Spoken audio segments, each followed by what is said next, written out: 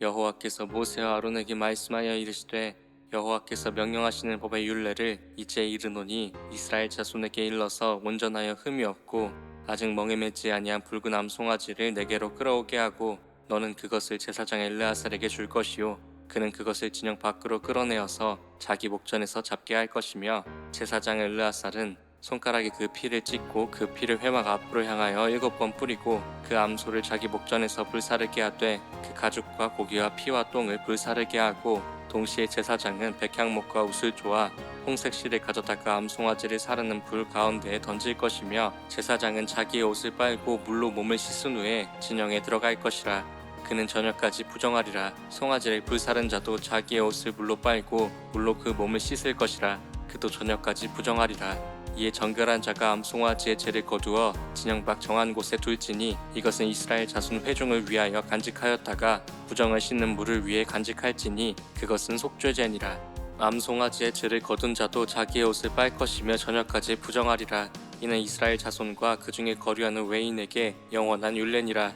사람이 시체를 만진 자는 이래 동안 부정하리니 그는 셋째 날과 일곱째 날에 잿물로 자신을 정결하게 할 것이라. 그리하면 정하려니와 셋째 날과 일곱째 날에 자신을 정결하게 하지 아니하면 그냥 부정하니 누구든지 죽은 사람의 시체를 만지고 자신을 정결하게 하지 아니하는 자는 여호와의 성막을 더럽힘이라. 그가 이스라엘에서 끊어질 것은 정결하게 하는 물을 그에게 뿌리지 아니하므로 깨끗하게 되지 못하고 그 부정함이 그대로 있음이니라.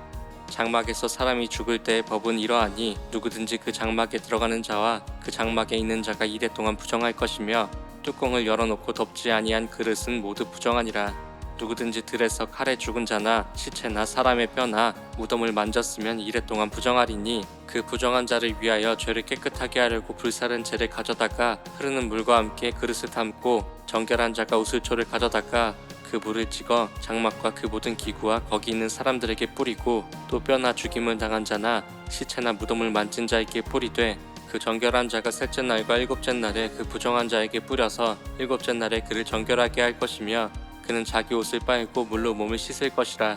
저녁이면 정결하리라. 사람이 부정하고도 자신을 정결하게 하지 아니하면 여호와의 성소를 더럽힘이니 그러므로 회중 가운데에서 끊어질 것이니라.